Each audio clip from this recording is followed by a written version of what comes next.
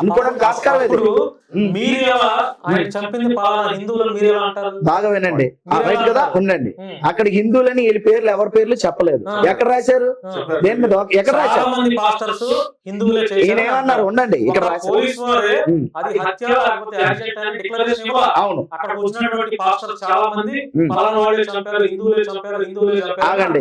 హిందువులే చంపారు వినండి. వాళ్ళు వ్యక్తిగతంగా అన్న మాట అయితే ఉండొచ్చు కానీ వీళ్ళకి కంపల్సరీ వీళ్ళకి ఏం ఫోన్లు ఆగండి ఆగండి వీళ్ళ పేర్లు ఏమైనా అడిగారా? వీళ్ళు ఎవరికైనా ఫోన్లు చేశారా? వీళ్ళని ఏమైనా పోలీస్ స్టేషన్ పిలిపించారా?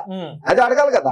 వీళ్ళు అంటున్నారు కదా వచ్చినప్పుడు వీళ్ళు ఏమైనా పోలీస్ స్టేషన్ పిలిపించారా? పలానా ప్రసాద్ గారిని గానీ పలానా వ్యక్తులు గానీ మీరు రండి, మీ మీద అనుమానం ఉందని అడిగారు ఎవరైనా? వీళ్ళ పేర్లని అన్నారు కదా, మరి అనకుండా దాన్ని ఎలా డిక్లేర్ చేస్తారు? మమ్మల్ని అన్నారు ఎవరిని అన్నారు? బాధలో ఉన్నప్పుడు అంత మాట్లాడతారు, అది కన్ఫర్మ్ గా పోలీసులు తీసుకోరు. అవునా కాదా? కన్ఫర్మ్ తీసుకుంటారా? మీరు అన్నట్టు వీళ్ళకి ఏం ఫోన్లు చేశారా? వీళ్ళని రమ్మన్నారా? వీళ్ళు అలాగా కన్ఫర్మ్ చేసేస్తారు. ఆయన తాగాడని అంటున్నారు. ఈ విషయం అడగడానికి వచ్చాను. ఆయన తాగినట్టు వీళ్ళు కదా తెలుసు. వీళ్ళతో ఏమైనా పార్టీలోకి వెళ్ళాడు ఆయన? లేదా వీళ్ళే పార్టీ చేసుకుని ఇలా అటు వెళ్ళిపోతే అమర్ ప్రసాద్ గారితో ఏమైనా పార్టీలో కూర్చున్నారా? అమర్ ప్రసాద్ గారు పార్టీ చేసుకున్నట్టు ఆయన అటు వెళ్ళిపోతే కలిపారా? ఇది రైట్ కాదు కదా. పెగ్గు కలిపి ఆయనకి పట్టించి తీసుకెళ్లారు. ఇంత కన్ఫర్మ్ గా ఎలా చెప్తున్నారు? ఇది ఖండించదగ్గ విషయం. ఆయన చనిపోయారని అన్నప్పుడు సానుభూతి చెప్పినప్పుడు దాని మీద స్టాండ్ అవ్వాలి. రెండోది ఎవడో ఏదో అన్నాడని అది పూర్తిగా కంప్లీట్ చేయకుండా పోలీసు వారికి రిపోర్ట్ ఇవ్వకుండా పైగా వీళ్ళు పోలీసు వారు ఎవరు ఫోన్లు చేయకుండా మీ మీద అనుమానాలు ఉన్నాయండి మిమ్మల్ని అన్నారంటే అనకుండా ఇంకొక విషయం కూడా మీకు చెప్తాను. కొంతమంది అలా ఇలా అంటే కొంతమంది పేర్లు పెట్టకూడదు అక్కడ. నేను ఈయన అది కాదు అది తప్పు అని చెప్పిన వాళ్ళు మేము విన్నారు. అక్కడ రాస్తున్న ఏదైతే రిపోర్ట్ రాస్తారో ఏది తెలియకుండా మాట్లాడకూడదు, లేని వ్యక్తుల గురించి మనం మాట్లాడకూడదు అని చెప్పింది మేము. అక్కడ వెనకాల బిహైండ్ సీన్ లో ఉండేది ఎవరంటే మేమన్నాం. వీళ్ళెవరు రాలేదు, వీళ్ళెవరికి తెలియదు. అక్కడ తెలియకుండా ఎలా పోస్టులు పెడతారు? చనిపోయిన వ్యక్తి సామాన్యమైన వ్యక్తి కాదు. క్రైస్తవ ప్రపంచంలో చాలా పేరు ప్రఖ్యాతులు ఉన్న వ్యక్తి. అదే చెప్తున్నాను, అదే మాట్లాడుతున్నాను. ఇప్పుడు ఈయన స్వతంత్ర సమరయోధులే, వీళ్ళేమో స్వతంత్ర సమరయోధులే అది చెప్పండి. ఇప్పుడు మాట్లాడిన వాళ్ళు ఎవరైనా సరే దీన్ని వెనకాల ఉన్న వీళ్ళందరూ ఏమైనా దేశాన్ని ఉద్ధరించేస్తున్నారు, వీళ్ళందరూ ఏమైనా స్వతంత్ర సమరయోధులు కాదు కదా. ప్రవీణ్ పగడాల గారు ఎవరు బ్రిటిష్ వారిని పొగిడారు అన్నారు, పచ్చి అబద్ధం అది. ఆయన తిట్టడం కూడా ఉంది, వినాలి. ఆయన తిట్టడం కూడా ఉంది. ఆయన అన్నిది మిషనరీస్ అన్నారు. భారత దేశానికి వచ్చి సతీ సాగమనం దగ్గర నుంచి బాల్య వివాహాల దగ్గర నుంచి చదువు చెప్పించడం దగ్గర నుంచి వాళ్ళు చేసిన గొప్పతనాన్ని వారు మనకి ఆత్మీయ తల్లిదండ్రులు అని అన్న మాటను తీసుకొని వచ్చి బ్రిటిష్ వారిని అన్నారు. మేము బ్రిటిష్ వారిని వ్యతిరేకిస్తాం. ఇప్పుడు బ్రిటిష్ వారే అన్నారు. మన అక్కడ ధవళేశ్వరం దగ్గర బ్రిడ్జ్ కట్టారు కదా, ఆయన బ్రిటిష్ వారు. ఏమంటారు చెప్పమనండి? బ్రిటిష్ వాళ్ళు మంచి వాళ్ళు ఉండరా? మంచి పనులు చేసే వాళ్ళు ఉండరా? ఎవడైతే మన దేశాన్ని దోచుకున్నాడో, ఎవడైతే మన ఆడపిల్లల మీద మానభంగం చేశాడో, ఎవడైతే హత్యాకాండ జరిగించాడో ఆడిద్రోహి, ఆడి వెధవ. మన దేశానికి మంచి చేసేవాడు ఎవడైనా మంచివాడే అంటాం. మంచి చేస్తాడు, చెడ్డోడైనా ఇప్పుడే అన్నారు. ఇప్పుడు క్రైస్తవుడు అవ్వచ్చు, హిందూ అవ్వచ్చు, ముస్లిం అవ్వచ్చు, మంచి చేస్తే ఎవడైనా మంచి, అంతే కదండి. మరి పైగా ఈయన అలా షమి గురించి చెప్తున్నారు. ఆయన అన్ని తర్వాత ఆయన క్షమాపణ అడిగాడు. మేమైతే ఇది కాదండి క్షమాపణ చెప్పాడు కూడా. అయితే ఇది రంజాన్ మాసం కాబట్టి వాళ్ళు చేయరని స్టేట్మెంట్ ఎవరు ఇవ్వలేదండి. అది రంజాన్ మాసం కూడా వాళ్ళు ఇవ్వలేదు. అవును, పాస్టర్ అజయ్ గారు రంజాన్ మాసంలో పవిత్రమైనటువంటి ముస్లింలు ఎవరు హత్యలు చేయరనే ఒక వాడైతే ఒక మాట బ్రదర్, ఇప్పుడు షమీ అనే వ్యక్తి మీద మాకు అనుమానాలు ఉన్నాయి కాబట్టి పిటిషన్ లో కూడా అతను ఎంటర్ చేశాం. ఎందుకంటే ఆ కోణంలో కూడా దర్యాప్తు చేయండి ప్రతిదీ. రెండోది ఇందాక హని జాన్సన్ గారు అన్నారు వీళ్ళ పిటిషన్ లో ఎంటర్ చేయలేదని అన్నారు. ఒక మాట, పిటిషన్ లో ఎంటర్ చేయలేదు అని అన్నారు హని జాన్సన్ గారు. ఎప్పుడైతే మాట్లాడిన వాయిస్ల గురించి మీరు మాట్లాడారు, హని జాన్సన్ గారు ఏమన్నారంటే పిటిషన్ లో మేము ఎంటర్ చేయలేదు, మేము కాదన్నాము అని చెప్పి అన్నారు.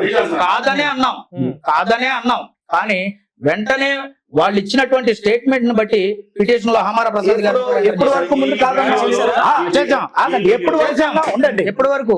ముందు రోజు వరకు అది కూడా మీకు వివరణ ముందు రోజు వరకే ఇవ్వలేదన్నాం. ఎప్పుడైతే ఈయన తాగి చచ్చిపోయారని మాట్లాడినారో అనుమానితులుగా ఎవరు, నా పేరు కూడా ఇవ్వచ్చు, శశి గారి పేరు కూడా ఇవ్వచ్చు, ఇవ్వడానికి లేదా? ఇన్వెస్టిగేషన్ శశి గారు ఉండొచ్చు, అందులో ఎవరైనా ఉంటారు, ఎవరి పేరైనా ఇవ్వచ్చు, దాన్ని తప్పలేదు కదా.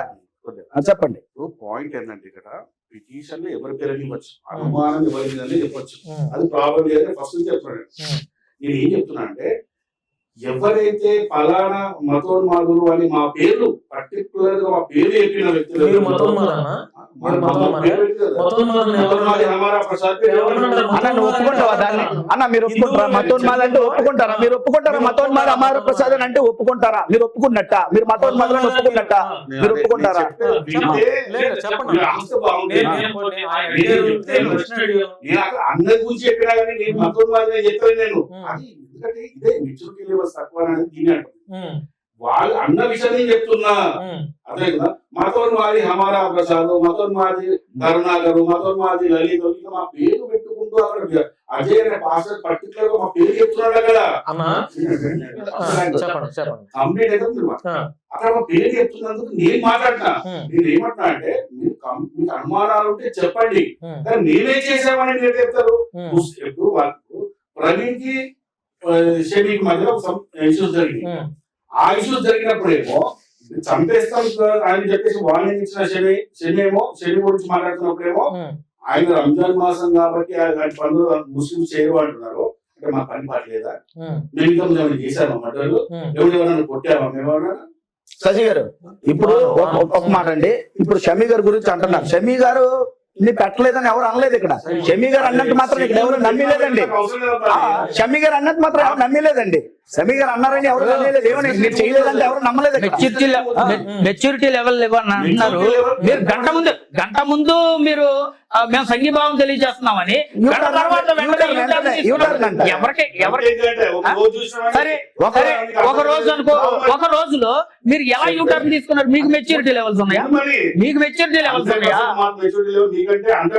ఎలా ఉన్నాయి? చచ్చిపోయిన వ్యక్తుల మీద పాటలు పాడుతుందండి. చచ్చిపోయిన వ్యక్తుల మీద పాటలు పాడి, చచ్చిపోయిన వ్యక్తులు దేశద్రోహిని వీళ్ళే డైరెక్ట్ గా స్టేట్మెంట్లు ఇచ్చేసి ఇగో దేశద్రోహం కూడా పోయాడని చెప్పి వీళ్ళు మాట్లాడుతుంటే పాటలు మీరు కాదు ఉన్న చూపిస్తాను ఎవరు పాటలు పాడారు. పాటలు పాడడం ఎవరో ఒక అమ్మాయి అంటాం. ఈ టైంలో బర్నింగ్ టైంలో ఈ మాట ఏంటంటే ఒక చావుకుని పట్టుకొని చచ్చాడు అని చెప్పి మాట్లాడినప్పుడు ఇంకా పెద్ద మాట అనొచ్చు, ఇంకా పెద్ద మాట అనొచ్చు, మీరు ఇంకా పెద్ద మాట అనొచ్చు. వ్యక్తిని కోల్పోతే మీకే బర్నింగ్ ఉంటుంది, మాకు బాగుంటుంది, బర్నింగ్ మాకు ఉంటుంది, మీకే మీరు చావుకుని పట్టినటువంటి మాట మాట్లాడితే మీకు పెద్ద బాధ వచ్చేసింది. మరి మీరు సంబరాలు కామెడీ చేస్తారు, మీరు కామెడీ సంబరాలు చేసుకున్నారు కదా. అదే కామెడీ చేస్తారా? సంబరాలు చేసుకున్నారు కదా, సంబరాలు చేసుకున్నారు కదా. సేవకుడి విషయాన్ని కామెడీ చేస్తారు, మీరు సంబరాలు చేసుకున్నారు కదా. మీరు ఎంత భయపడుతున్నారు ఇప్పుడు అర్థమైంది. ఒక సేవకుడు చనిపోతే అతని మీద సంబరం చేసుకొని పాటలు పాడుతున్నారు అంటే ఎంత భయపడుతున్నారు అర్థమవుతుంది. భయం అంటారు మాట అలా కాదు. ఇప్పుడు దేశద్రోహి అని అనడానికి వీళ్ళకి ఏం హక్కు ఉందండి? సూటిగా అడుగుతున్నాను నేను. దేశద్రోహి అని అనడానికి వీళ్ళకి ఏం హక్కు ఉంది?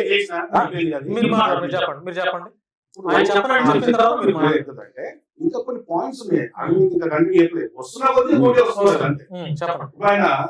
ఆయన మీద వ్యతిరేకంగా మీరు ఎందుకు మాట్లాడుతున్నారు? ఇంకో పాయింట్ ఏంటంటే ఒక వీడియో కూడా 26వ తారీఖు సాయంత్రం లోపల మాకు ఇంకో వీడియో కూడా వచ్చింది.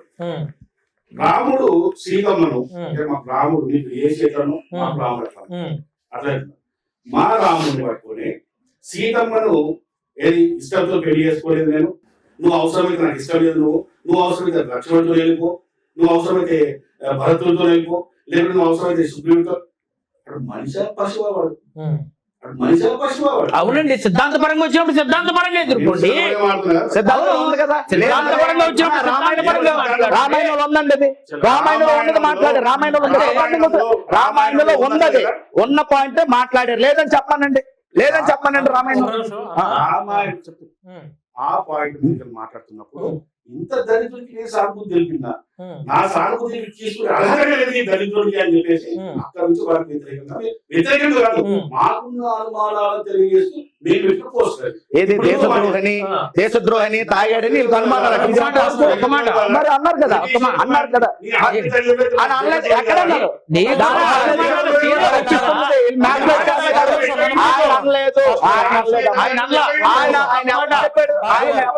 నీకున్న అనుమానాలు అంటే నువ్వు సీన్లోకి వచ్చావా? కనీసం తెలంగాణ బార్డర్ దాటి ఆంధ్రలోకి వచ్చావా?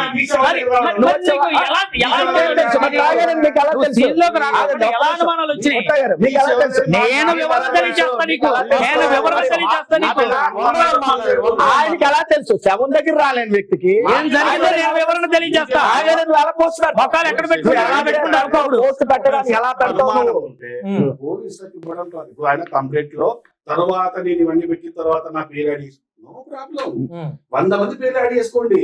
పోలీసులు ఎంక్వైరీ చేస్తారు. ఆ టైంకి నేను ఎక్కడున్నా చూస్తారు. అసలు ఆ మర్డర్కి నాకు సంబంధం అని చూస్తారు. అవన్నీ చూసి వాళ్ళు నిర్ణయిస్తారు. వాళ్ళు కాదు కాదండి, అన్ని ఈయనే మాట్లాడుతున్నారు. ఇంకో ఫోన్ చేశారు అడగండి. ఫోన్ చేశారా ఇంకేం అడగండి. ముందు వచ్చిందా లేదా, ఫోన్ వచ్చిందా లేదా అడగండి. ముందు అక్కడి నుంచి వచ్చిందా పోలీస్ స్టేషన్ ముందు అడగండి సార్. అది అడగండి. మరి ఇంకేమి ఏమి చేయకుండా తాగాడని వేళ చెప్తావు. నీకు అక్కడ చెప్పారా పోలీసులు ఏమన్నా?